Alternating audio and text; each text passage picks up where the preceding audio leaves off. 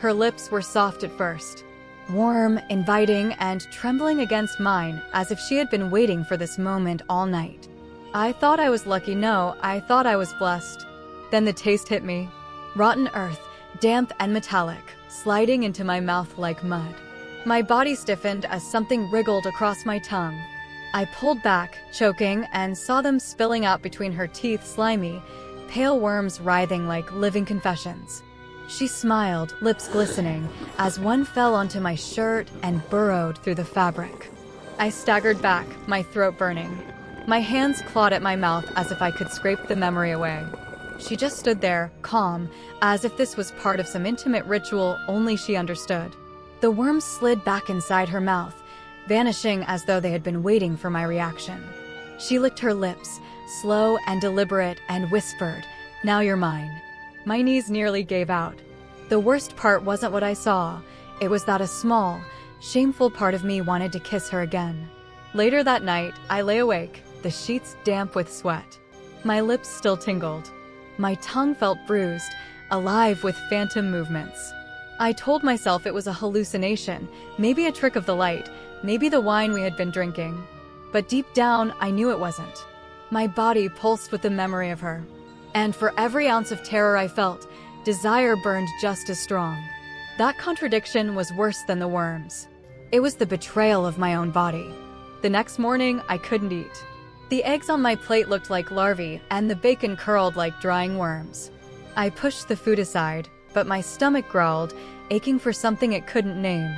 When I brushed my teeth, I swore I saw movement in the foam, tiny white threads wriggling before disappearing down the drain. I gagged, spitting until my throat was raw. But when I looked up at my reflection, my lips were smiling without me.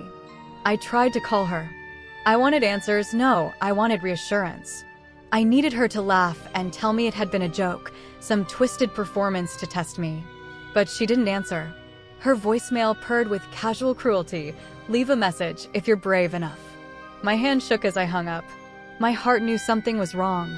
But my body, my traitorous body, was already craving her again.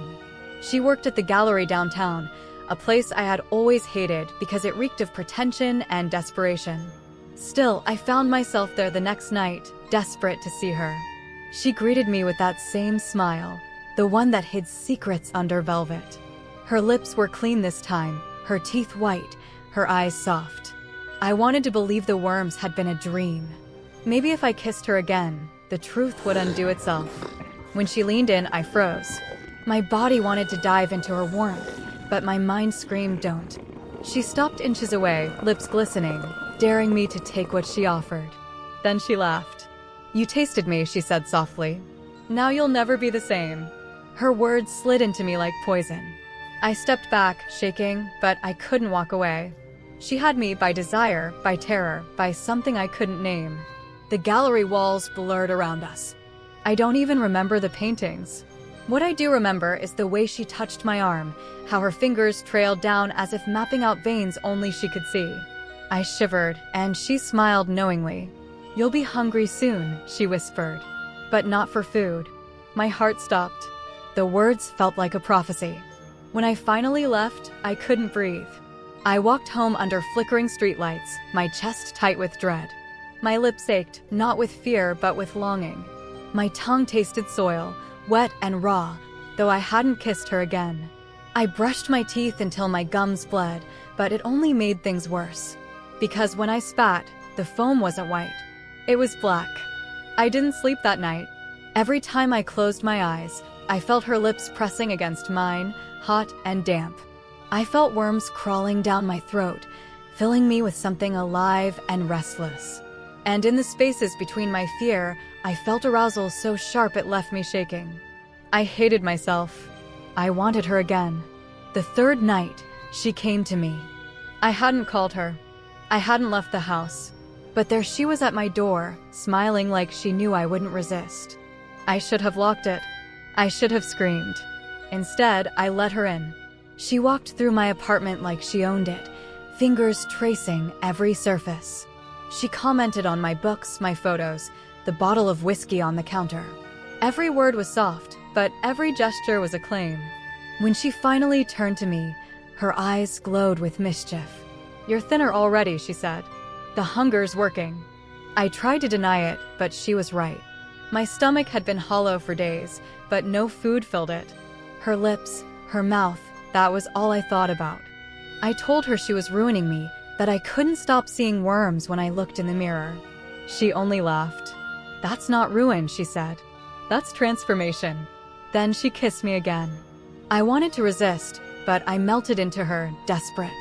Her lips were fire, her tongue velvet, and then the worms came, sliding into my mouth like a second kiss.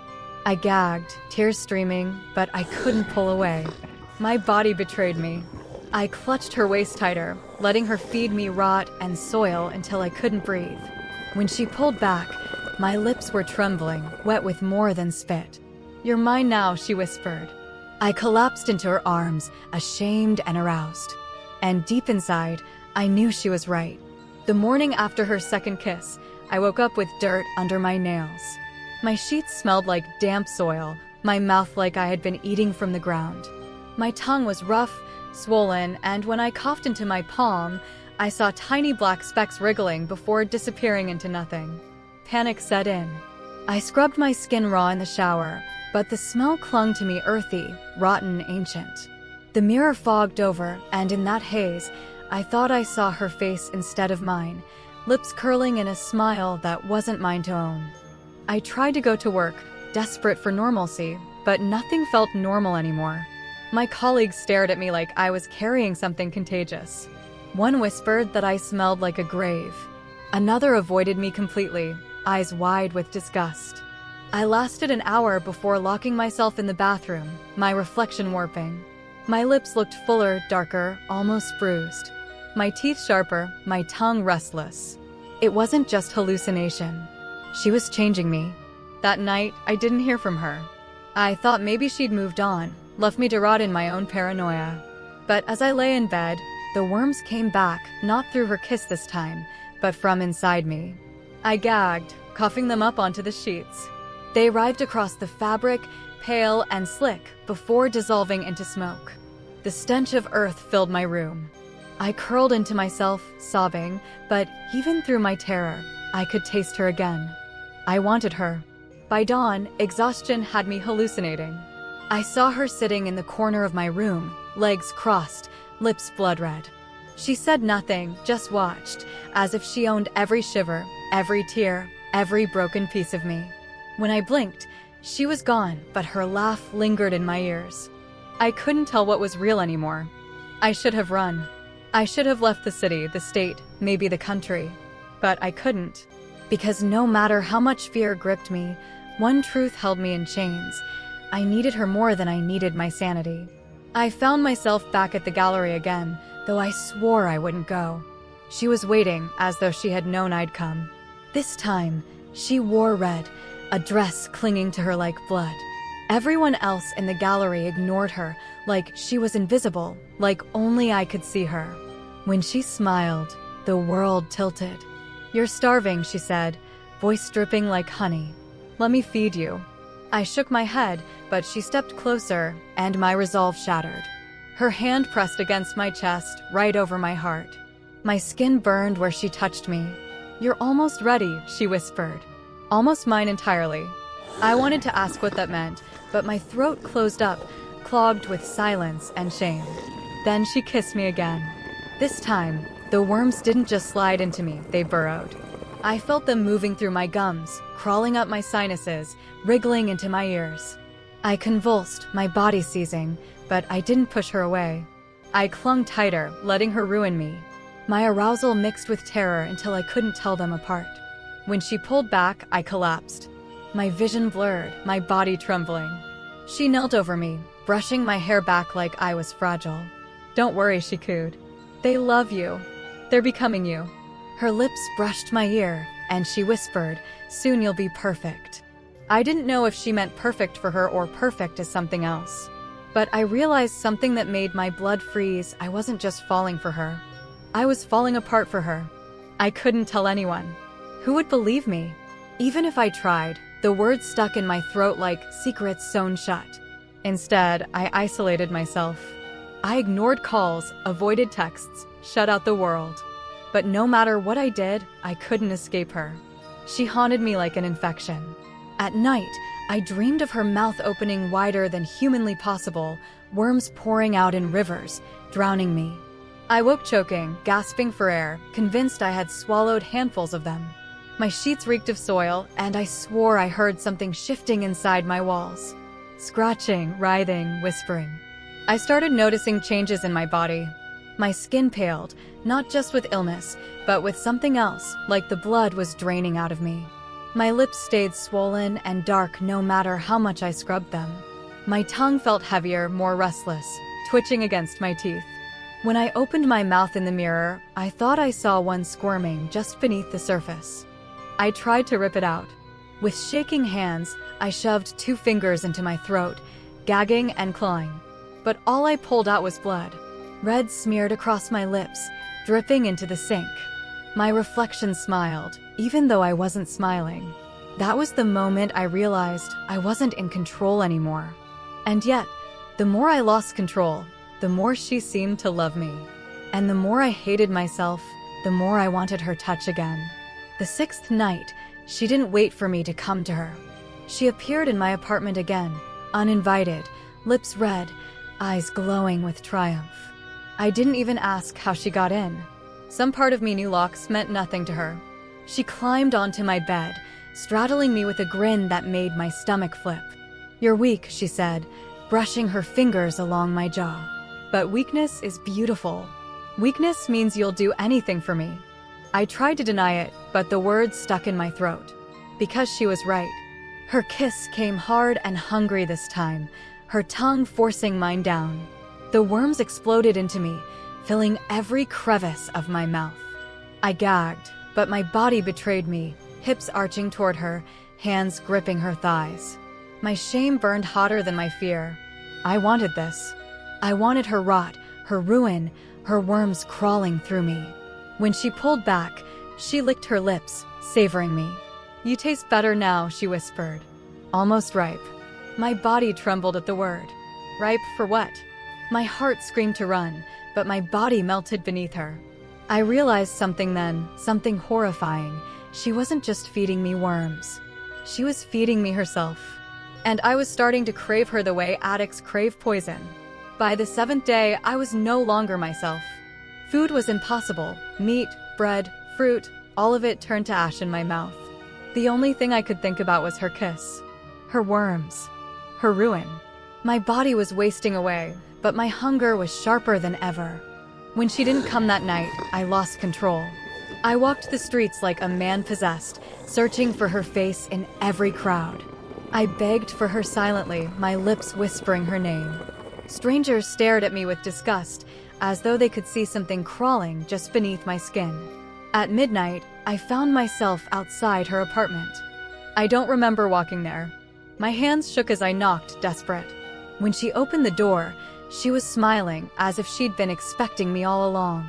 "You're here," she whispered, pulling me inside. I collapsed against her, sobbing, trembling. She kissed me before I could speak, and the worms filled me once again. This time, I didn't fight them.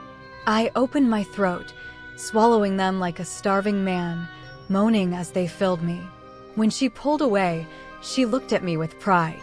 "You're almost ready," she said. My stomach twisted, not with fear, not with disgust, but with excitement. I wanted to be ready.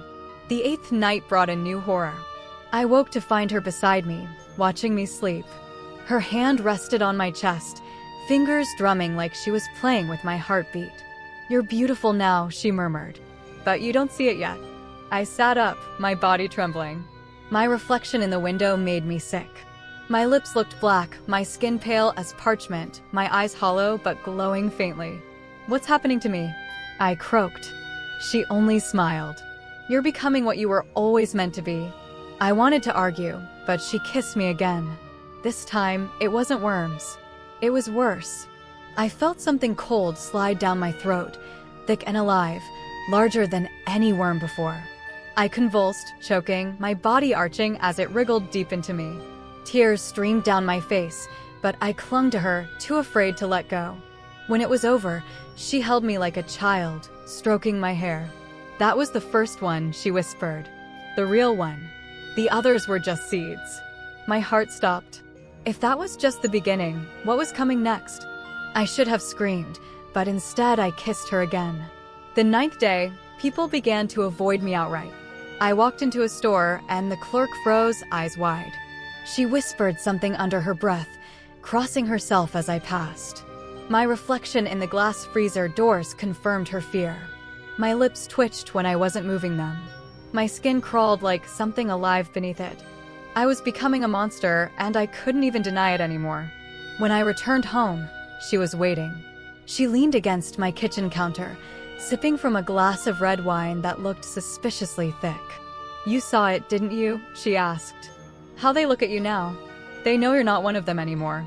I screamed at her, demanded answers, begged for mercy. She only smiled, calm and cruel. "You begged for me. You begged for my kiss. And now you're mine. Don't act like you didn't want this." My throat closed. Because she was right. Then she kissed me again, hard, shoving me against the wall. The worms poured into me faster than ever, flooding my lungs, my stomach, my veins. My body convulsed, tears blinding me, but my hands clawed at her back, holding her tighter. The shame was unbearable. The pleasure was worse. When she finally pulled back, she whispered, "Soon, you'll be begging for more than just a kiss." By the 10th day, I realized the truth. I wasn't just cursed. I was addicted. Her worms were inside me, her hunger was mine, and there was no way out. I thought about ending it, razor, pills, a jump from the bridge, but every time I tried, I thought of her lips. And I couldn't do it. That night, she came again. She lay beside me, her fingers tracing my chest, her lips inches from mine. "You've betrayed yourself," she whispered. And that's the sweetest betrayal of all. My breath hitched. Her words felt like prophecy, binding me tighter. She kissed me again, slower this time, gentler. The worms slid into me like silk, filling me with heat and shame. I moaned against her lips, my body arching. I was hers, entirely hers. When she pulled back, she licked her lips, savoring me. "Do you love me?" she asked. My throat closed, but I nodded. I hated myself. I hated what I had become. But I loved her. And in that moment, I realized love had never been a gift. It had always been the curse. I woke the next morning drenched in sweat, my sheets clinging to me like a second skin. My lips still tingled from the memory of Evelyn's kiss, though what lingered wasn't passion but decay. Every time I blinked, I could see the worms crawling between her teeth. Yet beneath the horror, I couldn't deny there had been a pull, a hunger I couldn't explain. I told myself it was the curse, some supernatural force bending my will. But part of me whispered that I wanted her, even as she rotted. That whisper terrified me more than the worms. I dragged myself to work, but nothing felt normal anymore. The buzzing of fluorescent lights sounded like insects chewing flesh. My coworkers' smiles seemed too wide, too forced, like masks barely concealing rot. When my friend Marcus leaned over my desk, his cologne made me gag. I pulled back too sharply, and he frowned. "Rough night?" he teased. I almost told him, almost confessed that a dead woman had kissed me. But when I opened my mouth, what came out instead was, "Yeah, rough night." My voice cracked with the weight of the truth I couldn't share. That evening, Evelyn came again. This time, she stood in the doorway of my bedroom, her black dress clinging to her thin frame. "You didn't run," she said softly, tilting her head like a predator studying prey. "That means you're mine." My mouth opened to protest, but no words came. She stepped closer, her scent sweet and rancid at once, like perfume poured over a corpse. When her lips touched mine again, I felt my body betray me. I kissed her back. The worms slithered into my mouth, cold and slick, but I swallowed them as if accepting her gift. The moment I did, the room seemed to spin. I saw flashes of a life that wasn't mine, blood rituals in dimly lit basements, Evelyn surrounded by men who looked at her with lust and fear, a golden mask being passed from hand to hand. She whispered into my mouth as she kissed me, and though I couldn't hear all the words, one phrase stuck. Now you carry me." My knees buckled, and I collapsed onto the floor, gagging and coughing until one lone worm slid out of my throat and writhed on the hardwood. Evelyn laughed like it was a lover's song. I smashed the worm with my heel, but when I looked back up, Evelyn was gone. All that remained was the faint echo of her laughter and the hollow ache in my chest. I crawled into bed, shaking, clutching my stomach as though I could stop whatever she had placed inside me. Sleep came in fits, and when I finally closed my eyes, I dreamed of her standing at the altar, dressed in white, her veil crawling with insects. She lifted it slowly, leaned forward, and whispered, "Till death do us part." And after. The next day, I tried to pretend everything was fine. Marcus invited me out for drinks, and I agreed, desperate for distraction. The bar was crowded, the music loud, but none of it could drown out the memory of Evelyn's kiss. Marcus leaned close, smiling as he spoke about some girl he was seeing. His words blurred together until I caught one sentence: "She's something special. The kind of woman you can't let go of." Envy twisted in me, sharp and sudden. Why should he get normal love, warmth, laughter, while I was cursed to kiss death? I hated him for it. When Marcus went to the bathroom, I saw her again. Evelyn, standing at the far end of the bar, untouched by the crowd, her pale skin glowing beneath the neon lights. She raised a glass as though toasting me, her lips curving into that sickening smile. No one else seemed to notice her. My throat tightened, and I staggered toward her, but before I reached her, she vanished. I spun in circles, frantic, and people gave me strange looks. When Marcus returned, he asked if I was drunk. "You wouldn't understand," I muttered, but I could feel Evelyn's presence still, lingering in the shadows. That night, I couldn't bear the silence of my apartment. I turned on every light, but it only made the shadows sharper, darker at the edges. I poured myself whiskey until the burn dulled the memory of worms. Yet, even drunk, I heard her voice. "You belong to me now." I clutched my head, begging for it to stop. Then the phone rang. I answered with trembling hands, and on the other end came a wet, gurgling sound, like worms writhing in mud. Then Evelyn's whisper, "Marcus looks delicious. Shall I have him too?" I slammed the phone down, but the damage was done. My heart pounded with rage, jealousy, fear all tangled together. Marcus had always been there for me, but now I saw him as a rival, a threat. If Evelyn wanted him, it meant she didn't want me alone. My stomach churned with the thought of her kissing him with that same worm-filled mouth. The idea made me sick, but it also made me burn with envy. She was mine. She had chosen me. If she touched him, I would never forgive her. By the time the sun rose, I had made up my mind. If Evelyn wanted Marcus, then Marcus had to go. Not because I hated him, though part of me did, but because I couldn't share her. I couldn't let anyone else taste her kiss, worms and all. She had infected me, poisoned my soul, and now jealousy was the only cure I could imagine.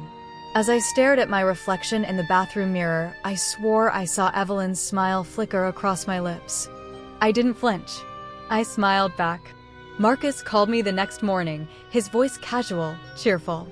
He wanted to grab lunch, said he had good news to share. My stomach turned.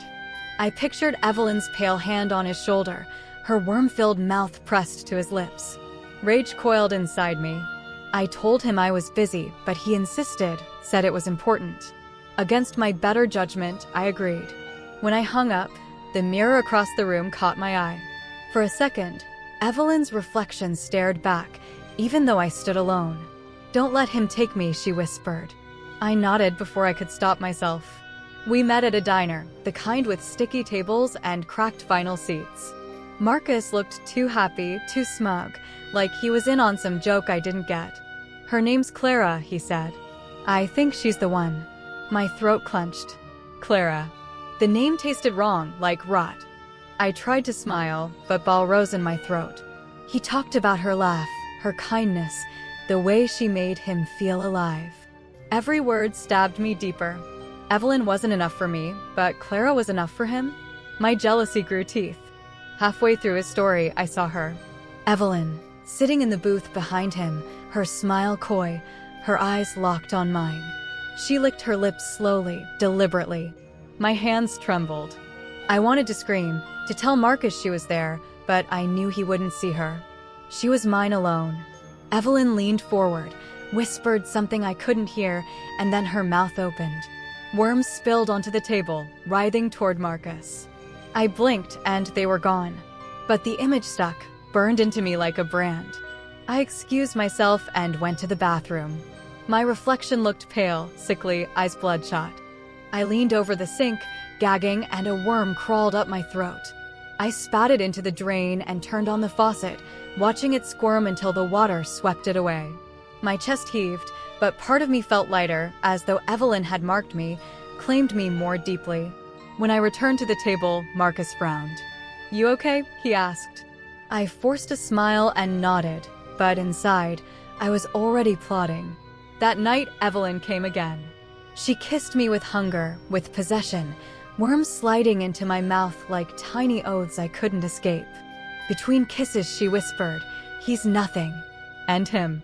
"Then you'll be mine forever." Her words burned hotter than fire. I should have recoiled. I should have fought her. But instead, I wrapped my arms around her, pulling her closer, tasting death and lust in equal measure.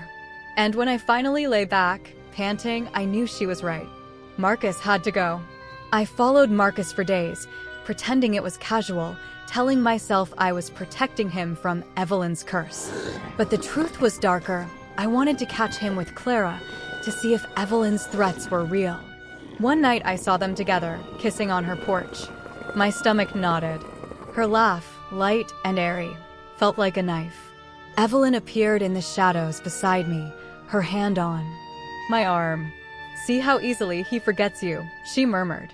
My vision blurred with rage. I clenched my fists, nails digging into my palms. Marcus's laughter sounded like betrayal. Back home, I couldn't sleep. I dreamed of Clara's mouth splitting open, worms pouring out as Marcus kissed her, oblivious. I woke with scratches on my chest, though I had no memory of making them. My sheets reeked of damp soil, and when I lifted them, I found tiny worms writhing on the mattress. I screamed, throwing them onto the floor, but when I turned on the light, they were gone. Evelyn's laughter echoed in the empty room. I pressed my hands to my face and sobbed, torn between love, jealousy, and terror. The next day, Marcus invited me to dinner at Clara's. I hesitated, but Evelyn's voice urged me on. "Go. Watch. See what you'll never have." Clara greeted me warmly, too warmly, her smile disarming. Her beauty was undeniable, though part of me swore I saw shadows crawling beneath her skin. Over dinner, Marcus held her hand, his thumb brushing against her knuckles in a way that made my stomach twist. Evelyn sat in the corner of the room, unseen by them, grinning like a queen. "Choose," she mouthed silently. My hands trembled around my fork. Clara's laughter filled the room, sweet and intoxicating, and for a moment, I hated her more than I hated Marcus. I excused myself to the bathroom, locking the door behind me. The mirror showed Evelyn's face instead of mine, her lips glistening, worms squirming between her teeth. "End this," she hissed. My pulse pounded in my ears. I thought of Marcus's smile, of Clara's laugh, of how small and alone they made me feel. And I realized Evelyn wasn't just haunting me. She was shaping me, twisting me, turning me into something monstrous. When I returned to the table, Marcus raised his glass in a toast. "To new beginnings," he said, eyes shining with joy. Evelyn sat just behind him, her hands resting on his shoulders like a lover's. My vision tunneled, rage consuming me. I smiled, lifted my glass, and thought, to endings. The night after dinner, I couldn't stop replaying Marcus's words, "to new beginnings." His smile was too bright, too full of hope. Evelyn whispered to me as I lay in bed, her lips brushing my ear though her body wasn't there. "He's laughing at you," she said. "He parades her around because he knows you're alone." I clenched my fists, anger coiling inside me. "You're mine," I muttered, though I wasn't sure if I was speaking to her or to myself. My room smelled of soil and rot, and when I finally drifted to sleep, I dreamed of worms crawling under my skin. I woke up with marks on my arms, thin and red, like something had been burrowing. My stomach churned, and when I went to the bathroom, I vomited into the sink. Mixed with bile were writhing worms, pale and slick. I staggered back, trembling. Evelyn appeared in the mirror, smiling sweetly. "You're changing," she whispered. I touched my reflection, my hand trembling, and for a moment her face overlapped mine, her lips curving into a grin that was both seductive and cruel. Later that day, Marcus called, asking if I wanted to join them for a movie night. I almost refused, but Evelyn's voice slithered through my mind. "Go," she hissed. "See the truth for yourself." So I went. Clara opened the door in soft pajamas, her hair tied up, looking effortlessly beautiful.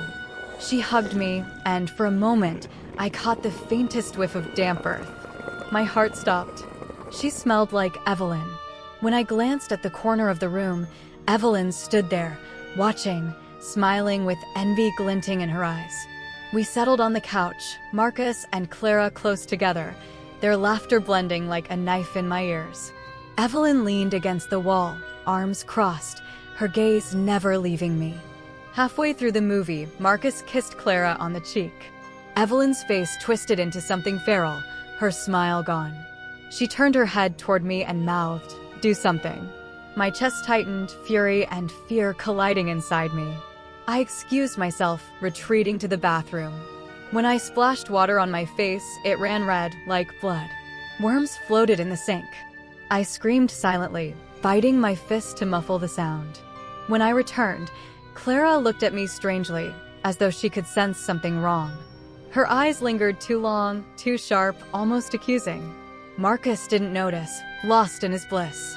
Evelyn, however, stared at Clara with open hatred, her fingers digging into the wall. That night, as I left, Evelyn followed me home. She kissed me hard, worms forcing their way into my mouth. Between breaths, she growled, "She reeks of me. She stole me from you." And her. My heart pounded with confusion. Was Clara touched by Evelyn? Or was Evelyn playing with me, twisting the knife of envy deeper? The following days blurred into obsession. I couldn't eat without tasting worms. I couldn't sleep without hearing Evelyn's voice. Clara became the center of my thoughts, not just Marcus's lover, but Evelyn's rival and mine. I hated her. I envied her. And yet, when I saw her at the grocery store alone, I couldn't look away. She moved gracefully, unaware of the storm inside me. Evelyn appeared by the produce aisle, her lips brushing my ear. "She's tempting you, isn't she? That's what makes her dangerous." I gripped the cart so hard my knuckles turned white. Clara smiled at me politely. I barely managed to nod back. That night, Evelyn came again. But something was different. Instead of pulling me into her usual suffocating kiss, she straddled me, her face inches from mine. "Do you want her?" she asked. Her voice was sharp, accusing. "Do you imagine kissing her instead of me?" My lips trembled, but I said nothing. She smiled darkly. "I can make it happen, but you'll pay for it." She leaned in, pressing her lips against mine, worms flooding my throat until I gagged. When she pulled back, her smile was cruel. "You'll betray her, and in the end, she'll betray you." Marcus invited me to Clara's birthday party a few days later.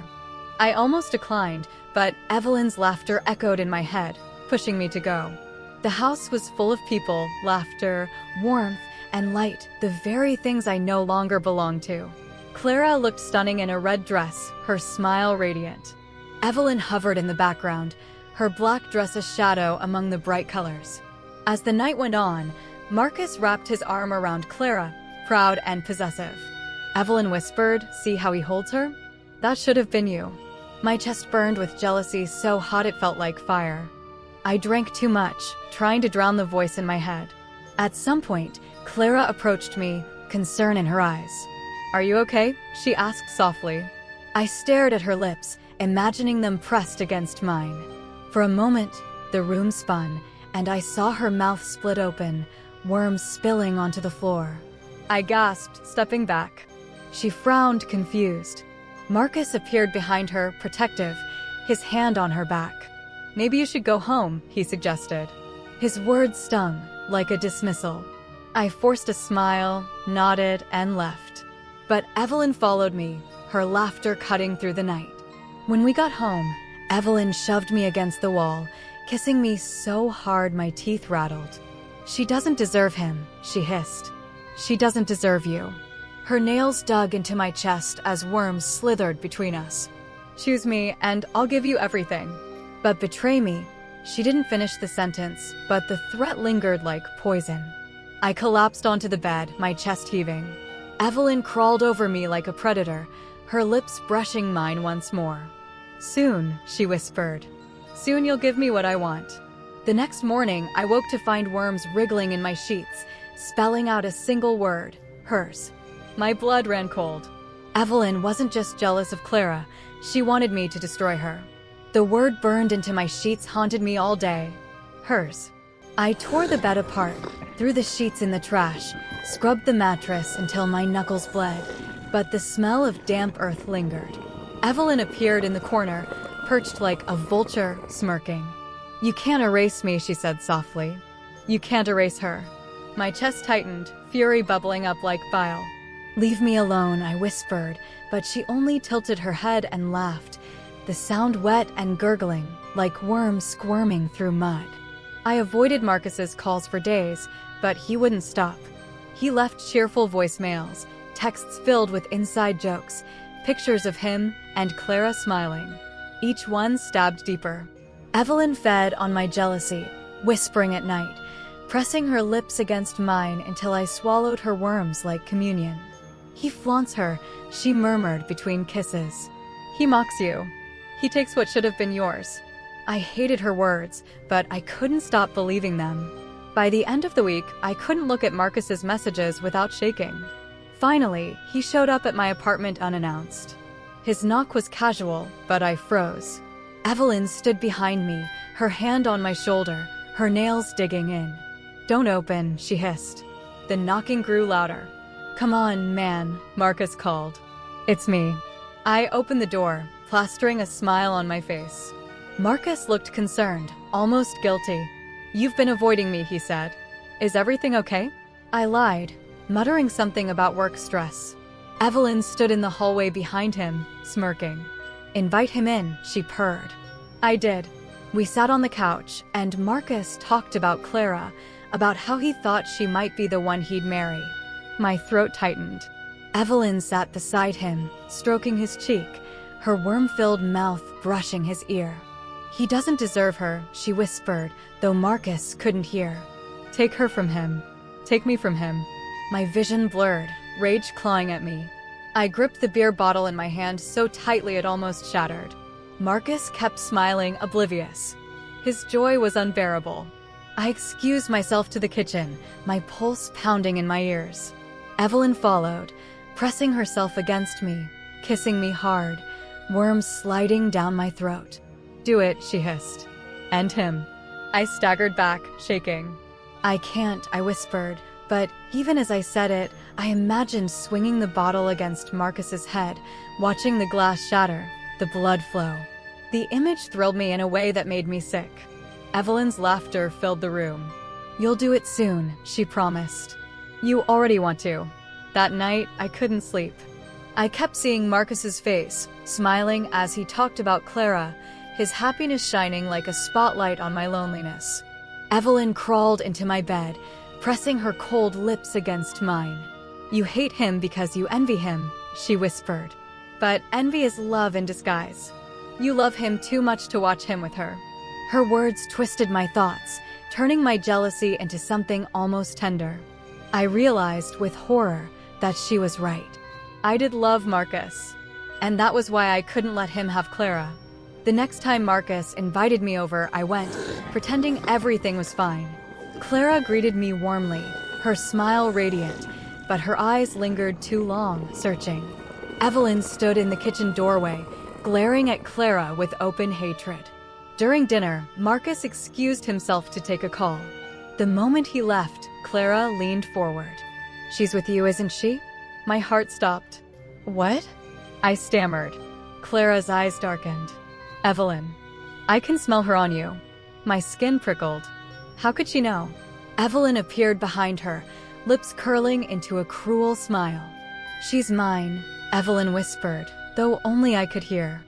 I fled before Marcus returned, my head spinning. Clara knew. Somehow, she could sense Evelyn's presence. Evelyn walked beside me down the street, her laughter sharp. See?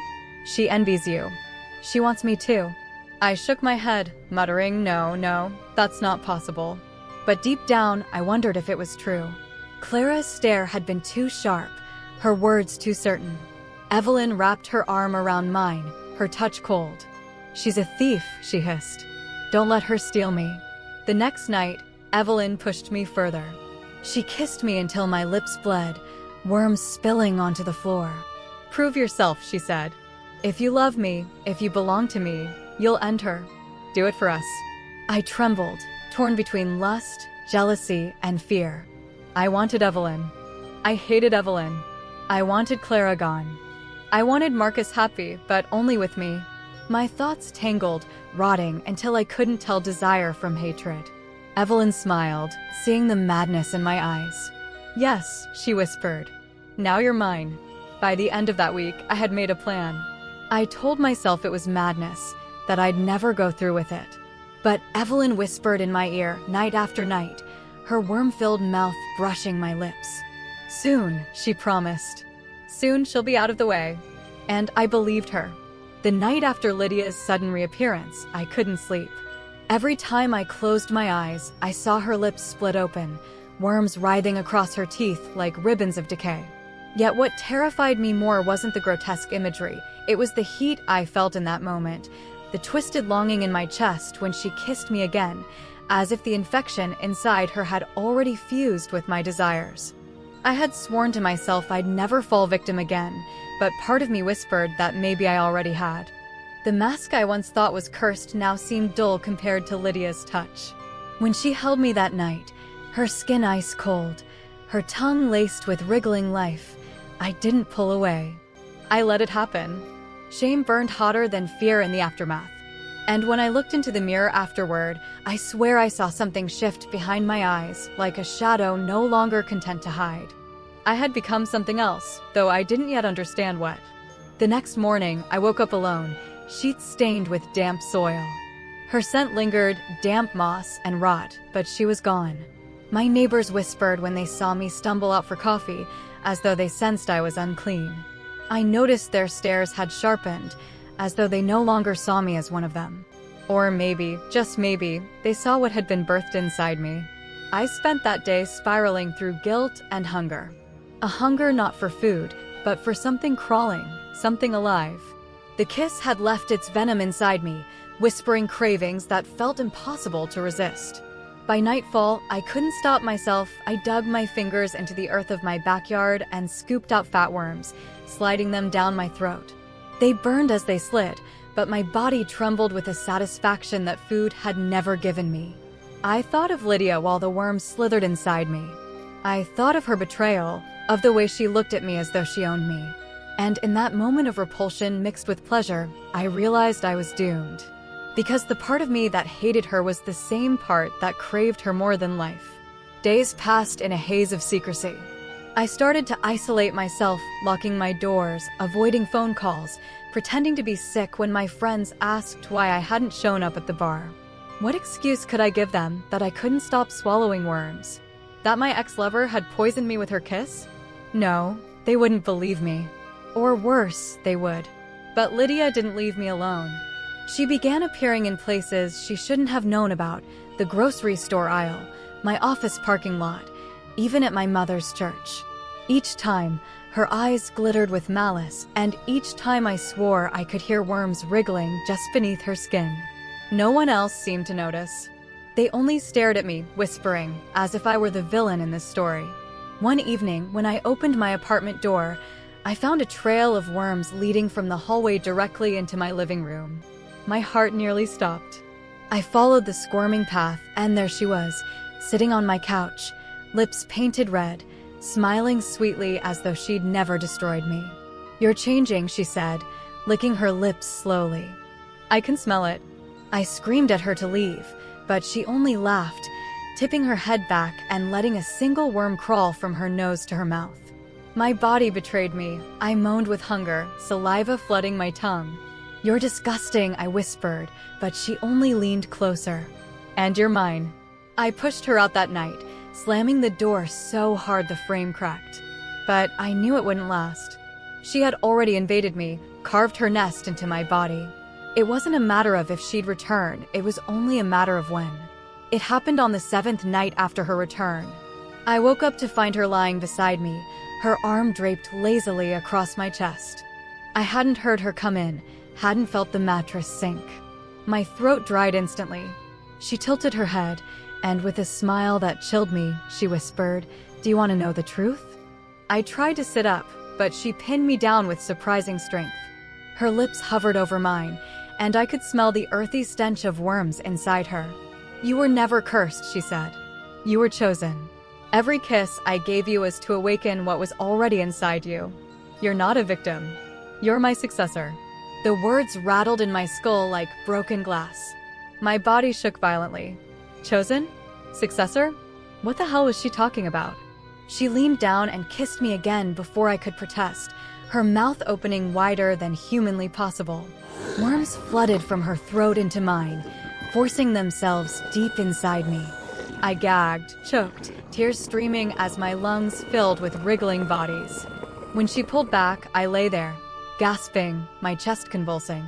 She looked at me with pride, like a mother watching her child take their first steps. "You'll thank me," she whispered. "You'll see how powerful you are." Then she vanished into the night, leaving my bed soaked in slime. I rolled onto the floor and vomited for hours. But the worms wouldn't stop writhing inside me.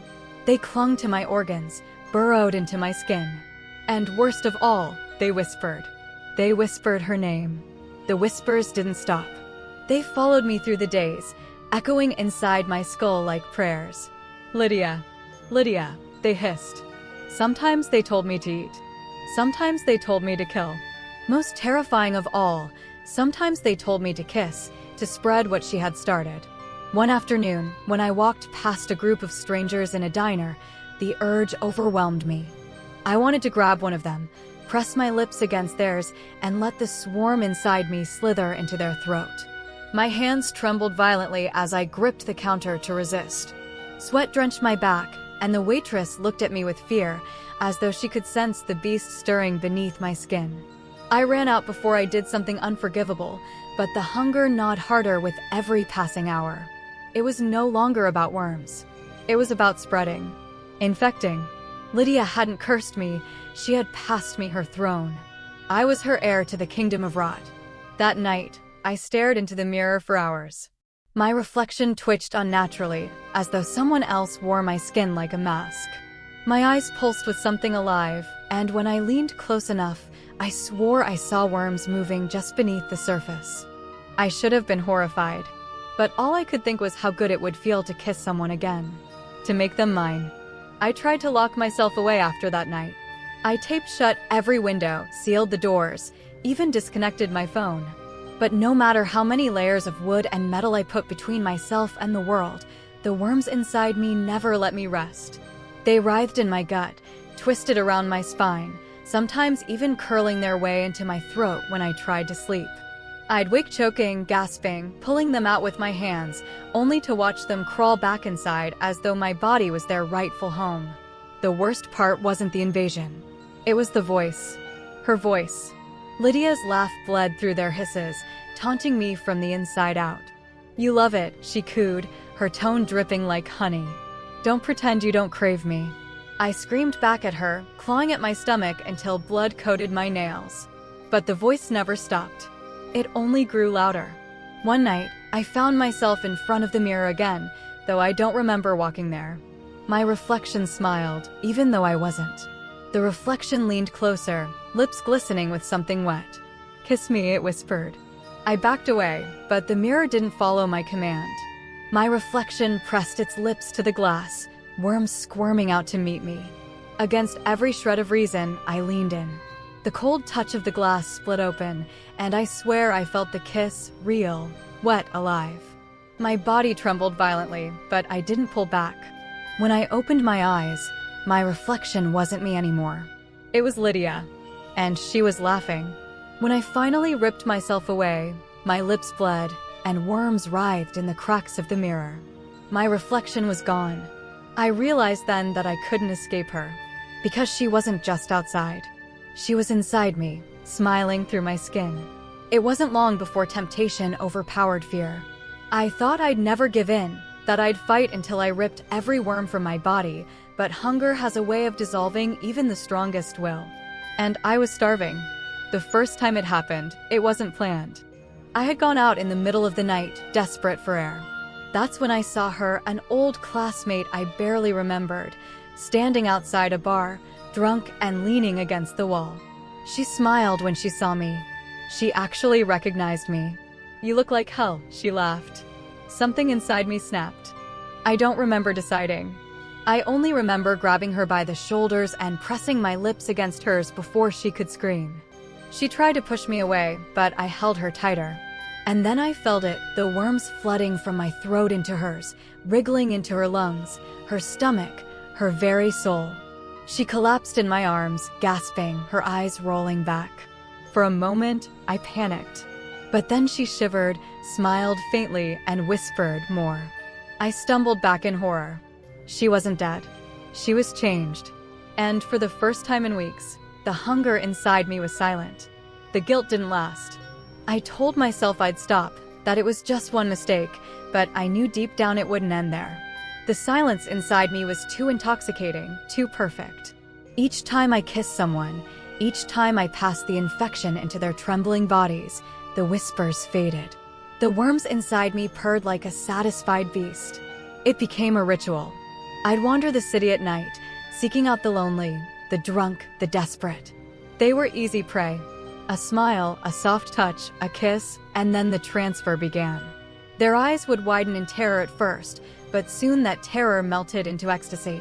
They begged for it, even as they gagged on the writhing creatures pouring for me into them. I told myself I was giving them something: relief, purpose, power. But the truth was darker. I loved it. I loved the way they clung to me afterward, shaking and sobbing, whispering that they needed me. I loved the way their lips bled just like mine. One night, I kissed 3 different strangers in succession. By dawn, they all stood outside my apartment building, waiting for me. Their eyes glowed faintly in the dark, their lips twitching as worms slipped between their teeth. They didn't speak. They didn't have to. They were mine. And for the first time, I realized I had a following. I wasn't just a victim anymore. I was becoming what Lydia wanted me to be. The more I spread it, the more Lydia returned. Not in the flesh at first, just in dreams, in mirrors, in the corner of my eye. But then, one night, I woke to find her actually in my bed again, lying beside me as though she had always belonged there. "You're learning," she whispered, her cold hand brushing across my chest. "You're finally understanding what we are." I wanted to scream at her, to curse her for what she had done to me, but instead I kissed her. I kissed her like a starving man devours food. Worms flowed freely between us, and for once I didn't resist. When we pulled apart, her smile was wide and wicked. "Do you see now? Love is hunger. Hunger is love. That's the only truth that matters." I hated her. God, I hated her more than anything in the world. But in that hate was also desire. I wanted her like I had never wanted anyone else. I wanted her body, her kiss, her filth. My rage and lust twisted together into something monstrous, and I gave in. That night, I made love to her, worms and all. And when it was over, lying in the filth and rot she left behind, I realized the most terrifying thing of all: I would do it again. My followers multiplied. They came in 2s, then 10s, then dozens. Each one marked by the same cracked lips, the same twitching eyes, the same hunger. They trailed after me, silent and obedient, waiting for my command. I hadn't asked for this army, but now that I had it, I couldn't deny the thrill. We would meet in abandoned buildings, in alleys, in the shadows of the city.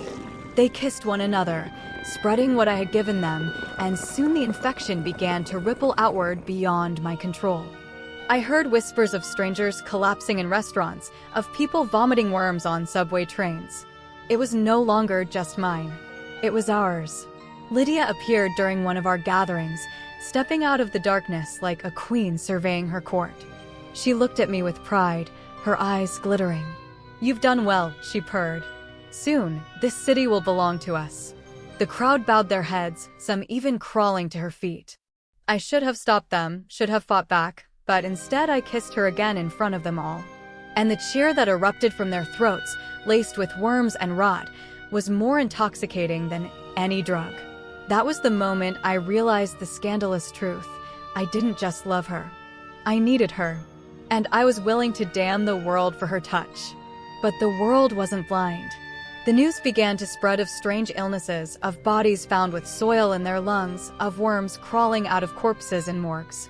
Authorities whispered about a parasite outbreak, but they had no idea it wasn't a disease. It was me. It was us. I should have been afraid of being caught, of being exposed, but instead I felt powerful. When the city trembled, I stood taller. When the headlines screamed, I laughed. Because every word of fear they wrote only made me stronger. But Lydia wasn't satisfied. She whispered to me at night, telling me I needed to do more. "One kiss at a time isn't enough," she hissed. "We need something bigger. Something unforgettable." Her suggestion was obscene, scandalous beyond anything I had imagined. She wanted me to kiss someone high profile, someone whose infection couldn't be hidden. A celebrity, a priest, a bride on her wedding day. Make it public, she urged. Show them what you are. The thought sickened me, and yet my lips burned with the desire to obey. By now, the line between love and horror was completely gone. My days blurred into nights, my followers blurred into lovers, and every kiss I gave felt both like salvation and damnation. The worms inside me pulsed with joy each time I spread them, like a chorus singing in my veins. But I couldn't shake the feeling that Lydia was holding something back. Every time I asked her what the end game was, she would just smile, her mouth twitching as though something inside her wanted to crawl out. "You'll see," she said, "when the time is right." Her secrecy gnawed at me. And worse, I began to notice my followers kissing one another more than they kissed me. At first, I thought nothing of it, but then I realized they looked at Lydia the way they once looked at me. Their devotion was shifting. Their hunger belonged to her again. One night, I caught two of them whispering about her, their voices trembling with reverence. "She's the true queen," one said. "He's just her vessel." My blood boiled. Vessel. That's all I was to them. And for the first time, I wondered if I'd been betrayed not just by Lydia, but by the very army I had built. The whispers grew bolder. Some of my followers started disappearing for days at a time, only to return with Lydia's scent clinging to them. They looked at me with pity, almost like I was irrelevant now. My stomach churned with rage and jealousy. One night, I confronted Lydia about it, demanding to know what she was doing behind my back. She just laughed, tilting her head. "Oh, sweetheart," she purred.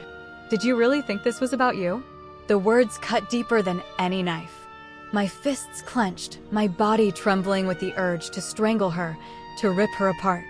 But when she leaned in and kissed me, the rage dissolved into hunger again. I hated her power over me. I hated the way she could bend me with a kiss. When she pulled back, she whispered, "You were never the king. You were the doorway." And then she left me there, gasping, broken, worms crawling down my throat like chains. For the first time, I realized she hadn't just betrayed me, she had used me. And my body wasn't mine anymore. It was hers. After Lydia's words, I couldn't breathe without tasting betrayal. "You were the doorway." The phrase echoed inside my skull like a funeral bell. I had believed I was chosen, special, her equal. But I was just the opening act, the vessel she used to spread her infection across the city. My followers weren't mine. They were hers, always hers. And the realization curdled into something dangerous inside me. I tried to reclaim them. I gathered a group one night in the abandoned church where we'd been meeting, desperate to remind them who had given them this power. "You belong to me," I told them, my voice trembling with rage. But they only stared blankly, their lips twitching with worms. Then one of them whispered, "We serve the queen." The words sliced me open. I demanded they repeat themselves, but instead they all smiled, those hollow, grotesque smiles that mirrored Lydia's. My chest constricted, my skin itched with crawling hunger. I wanted to kiss them all, force them to remember me.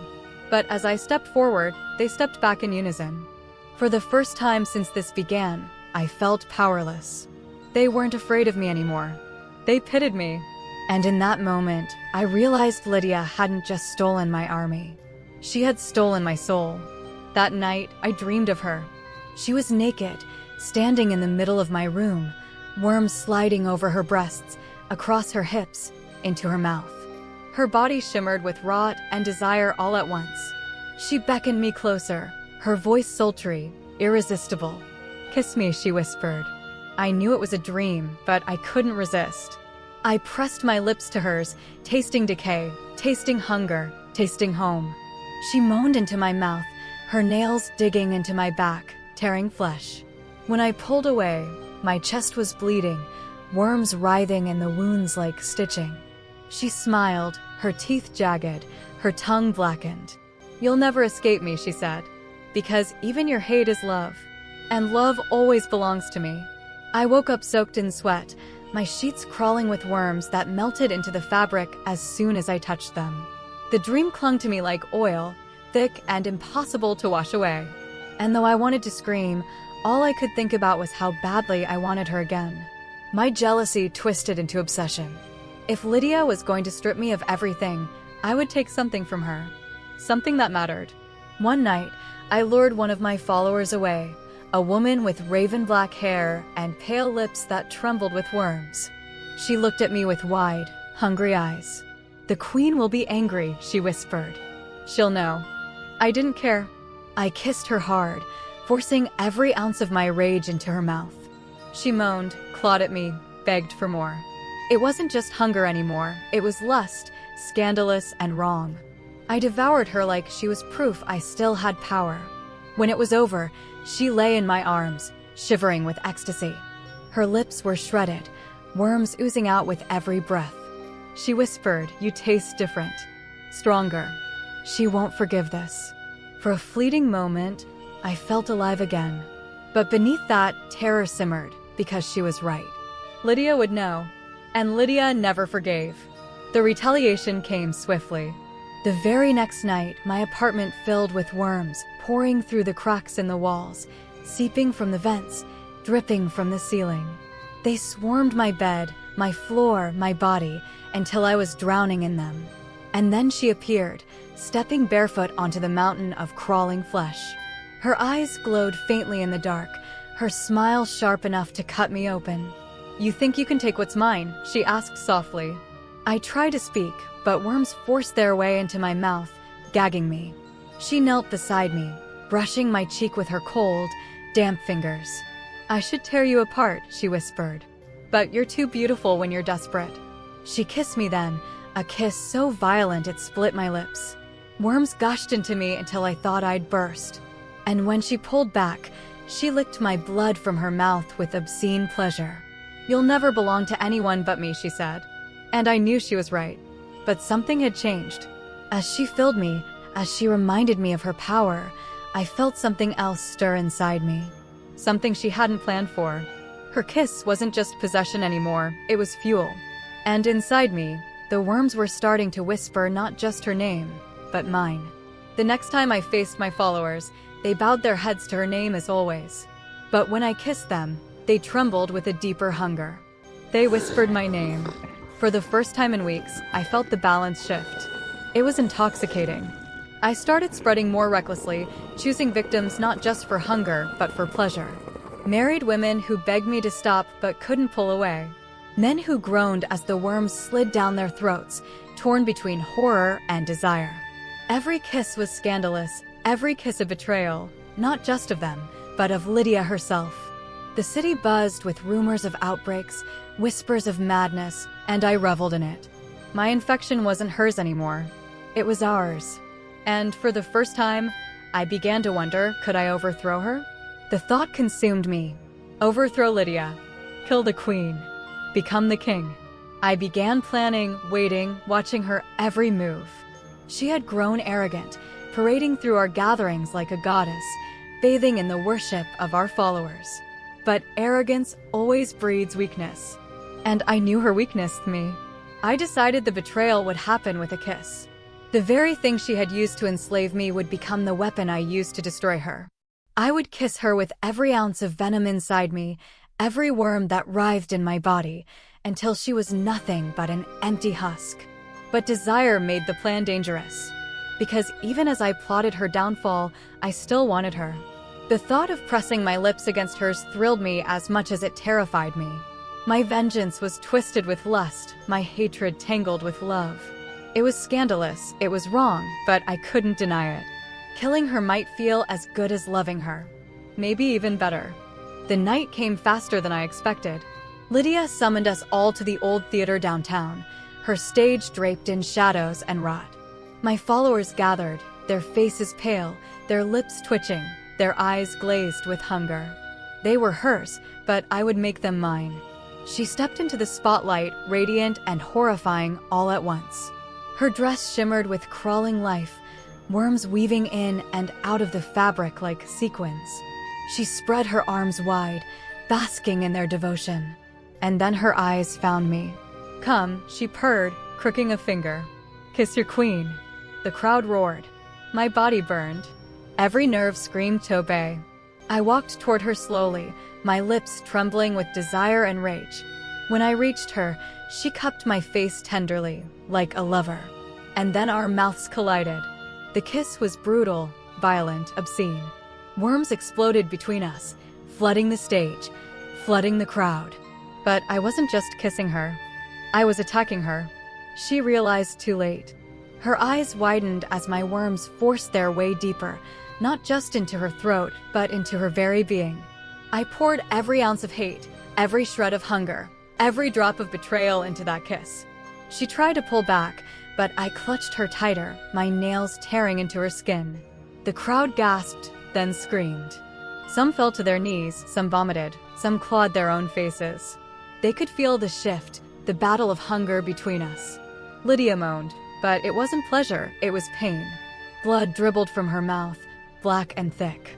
Her body trembled as the worms inside me consumed her from within. For one glorious, horrifying moment, I felt her power crack. When I pulled back, she collapsed to her knees. Her lips were shredded, her teeth cracked, worms spilling freely from her mouth. She stared at me with something I'd never seen in her eyes before. Fear. And the crowd turned toward me. For the first time, they didn't whisper her name. They whispered mine. I had done it. I had stolen her throne.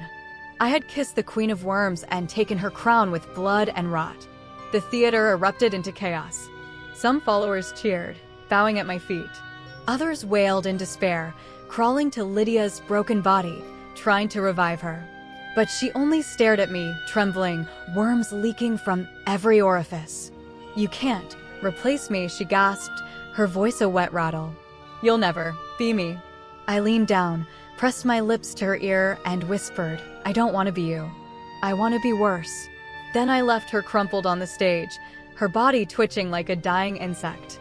As I walked out, the followers trailed after me, their lips bleeding, their bodies trembling with hunger. They were mine now, all mine. And for the first time, I felt invincible. But power never comes without a price. The night after Lydia's fall, I couldn't sleep. My body ached, my lips bled, and my veins pulsed with something I couldn't control. I stood in front of the mirror, expecting to see myself crowned in victory. Instead, I saw her, Lydia, smiling. Her face cracked and rotting, but alive. "Did you really think it would be that easy?" she whispered. I screamed and smashed the mirror, but her laughter echoed from the shards, from the walls, from inside me. And then I realized the worms weren't silent. They weren't loyal. They weren't mine. They still whispered her name. And in that moment, I understood the horrifying truth. I hadn't killed her. I had only let her deeper inside me. The throne room was no longer stone and velvet. It pulsed like living flesh. The walls throbbed, wet veins crawling across the surface, dripping a red I-cord that pooled around my feet. Lydia lounged on the arm of my throne, her legs crossed, her lips curling in amusement as I tried to pretend I still ruled anything. Every decree I made twisted the people's bodies, reshaping them into grotesque parodies of what they once were. Their screams filled the halls, and Lydia only whispered, "They love you more now."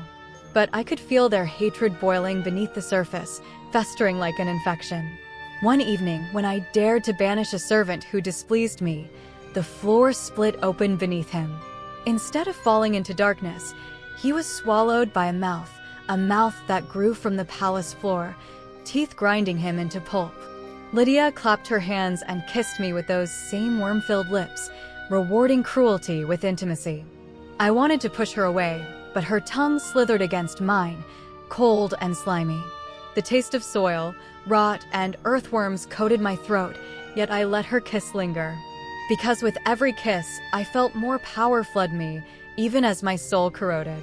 I began to fear my reflection. The mirror in my chamber no longer showed me as a man, but as a husk draped in flesh, crowned by writhing shadows. My eyes glowed faintly green, and sometimes I saw worms crawling across my cheeks, burrowing under the skin. Lydia would stand behind me in those moments, smirking, whispering, "My king." Her hand slid under my chin, forcing me to look at what I had become. "You don't belong to yourself anymore," she murmured, and though her words chilled me, I couldn't deny the truth. It was scandalous how she flaunted her ownership of me in front of the others. She would straddle my lap during feasts, biting into raw meat and letting blood dribble down her chin before licking it off seductively. The courtiers looked away, trembling, yet some began to envy her place at my side. Envy turned into betrayal when one dared to kiss me in secret, hoping to claim the same power Lydia gave me. But the kiss was his undoing. As soon as his lips brushed mine, worms crawled from his mouth into his lungs, choking him to death. Lydia laughed, pushing his lifeless body from the throne room. "You see," she teased, "you're mine. Always mine." The deeper I sank into her world, the more scandalous her games became. She forced me into ceremonies where I had to kiss not only her, but others she brought, hollow-eyed men and women who seemed half alive. Their lips were cold, their mouths filled with soil, their tongues stiff and swollen. Each kiss drained something from me, binding me tighter to Lydia. My disgust battled my desire, because each time, the power in me grew. And yet, with every new taste of decay, I lost another piece of who I once was. The rebellion rose silently. At first, it was whispers in the palace halls, servants disappearing, empty seats at the feasts. Then one night, I awoke to find a dagger at my throat. The attacker's eyes burned with vengeance. "You are no king. You're her puppet." But before he could strike, Lydia appeared in the shadows, her mouth splitting impossibly wide. Worms poured out, crawling across the assassin's body, burrowing into his flesh until his scream cut off into a wet gurgle. She licked her lips clean, then kissed me, leaving soil smeared across my face. "See how they love you," she whispered, mocking my dwindling power. The throne's corruption spread beyond the palace. The entire city changed. Houses became hollowed skulls, streets pulsed like veins, and people twisted into monstrous versions of themselves. Couples kissed in alleys, only to have worms crawl from one mouth into the other, binding them together until they suffocated. Lovers betrayed each other for the chance to taste Lydia's corruption, and envy burned like wildfire. The scandal was everywhere, wives leaving husbands for the worm's kiss, men abandoning their children for a taste of her power. Love had turned rotten, poisoned by her presence. By then, even I had stopped resisting. Lydia had kissed away every ounce of my morality, leaving only greed and hunger in its place. I didn't crave her lips anymore. I craved what came with them, the surge of power, the intoxication of being more than human. But the hunger was insatiable. I began demanding more ceremonies, more twisted rituals, kissing dozens until my throne room reeked of death and damp soil. Lydia's laughter echoed louder than ever. "Good," she purred. "Now you're mine completely." Yet in the darkest corner of my heart, fear lingered. Fear that she wasn't giving me power, she was feeding off me. Each kiss wasn't a gift, but a theft. My soul was thinning, unraveling thread by thread, and Lydia grew stronger with each scandalous ritual. Her beauty sharpened into something predatory, her kisses longer, wetter, more suffocating. Every time her lips met mine, I could feel myself vanishing until I wasn't sure if the man in the mirror was me at all. The final betrayal came when I overheard her whispering to the shadows. "He's almost gone. Soon, I'll take the throne myself." My chest clenched, not from heartbreak, but from rage. She had seduced me, enslaved me, devoured me, and now she planned to discard me like all the others. But the scandalous truth was even darker. Despite everything, I still craved her. I still wanted her lips, even knowing they'd be the end of me. That was my curse. My damnation. My sick, rotting love. The throne pulsed like a dying heart beneath me. Its veins were black now, its beat irregular, like it was choking on everything I had fed it. I could feel it inside my bones. Lydia didn't sit beside me anymore. She hovered just beyond the shadows, her silhouette long, her hair alive with wriggling things. Her voice came from everywhere at once, soft and intimate. "You're fading. I can almost taste the last piece of you." And I could feel it too. My hunger was still there, but my body was hollow, my veins full of soil, not blood. I had become a vessel. I tried to command the court one last time, but the courtiers weren't people anymore. They were husks with gaping mouths, their eyes crawling with larvae. They didn't bow, they swayed. They whispered Lydia's name instead of mine. The scandal that had once fueled me, the stolen kisses, the ceremonies, the betrayals, now belonged to her. She had turned my throne into an altar and my crown into a trap. In that moment, I knew she had never loved me. She had only fattened me. I stumbled down the steps, my hands clawing at my face. My reflection in the slick floor showed a stranger, skin gray and loose, worms crawling out of my nostrils and ears, my lips cracked and soil-stained. The hunger burned hotter, more desperate than ever. I wanted one more kiss, one more taste of the power she had dangled before me. I wanted her, even now. That was the worst part. My shame wasn't enough to kill the craving. When I found her, she was already waiting. She stood at the heart of the palace, where the throne's veins converged into a pulsating mass. Her dress was no longer cloth, but a living membrane. Her mouth stretched wider than her face, full of slick, writhing worms, their bodies glistening. "This is the last kiss," she said. "Give me the rest of you." She opened her arms. I should have run, screamed, fought, but instead I stepped forward. Her lips met mine, and the worms poured into me. They filled my mouth, my lungs, my stomach, my veins. They replaced my blood, my breath, my thoughts. I could taste every secret she had ever stolen, every betrayal she had orchestrated, every piece of me she had devoured. My body convulsed as the throne behind me roared like an animal. I wasn't kissing her anymore. I was being eaten alive, piece by piece, soul first. I tried to push her away, but my arms dissolved into soil. My hands crumbled, my chest split open, and something inside me, dark, glistening, slick, crawled out. Lydia broke the kiss and stepped back, laughing, her mouth smeared with my essence. "You were never a king," she whispered. "You were just the seed." I saw then what she had been growing, not a throne, but a womb, and I was the sacrifice to birth whatever lived inside it. The throne cracked open, and a column of black worms poured upward like smoke. They twisted together, forming a towering shape with my face, but her eyes. It turned toward Lydia, and she bowed to it. "Our child," she murmured. The thing looked at me and smiled. In its smile, I saw every scandalous act, every kiss, every drop of power I had taken. It was all part of her plan. She had made me breed my own replacement. I fell to my knees, soil spilling from my mouth. My hunger flickered one last time, not for power, but for escape. But there was no escape. The palace was sealed, the city outside already a nest. Lydia's child stepped forward, its mouth opening, filled with my worms. It leaned down and kissed me. This time, there was no surge of power, no intoxicating rush. There was only silence as the last piece of me was drawn out. When I opened my eyes, I was no longer myself. I was in the walls, the floor, the throne. I was the whisper under every kiss. Lydia stood alone in the center of the room, her hands raised as the husks of my court began to chant her name. The scandal had become religion. My hunger had become their worship. I could see her smile widen as she placed the crown on the head of the thing we had birthed together. In my final moment of clarity, buried somewhere deep inside the palace's flesh, I understood the ultimate betrayal. Lydia had not just stolen my power. She had made me complicit in my own erasure. She had used my greed, my desire, my need for her to create something far worse than either of us. And now I was part of it, a ghost inside a living temple of worms, kissing everyone who entered until they, too, became food. The palace shuddered. The throne's pulse steadied, stronger now, ready for its new master. Lydia's laughter echoed through the corridors as the city outside screamed, and then went quiet.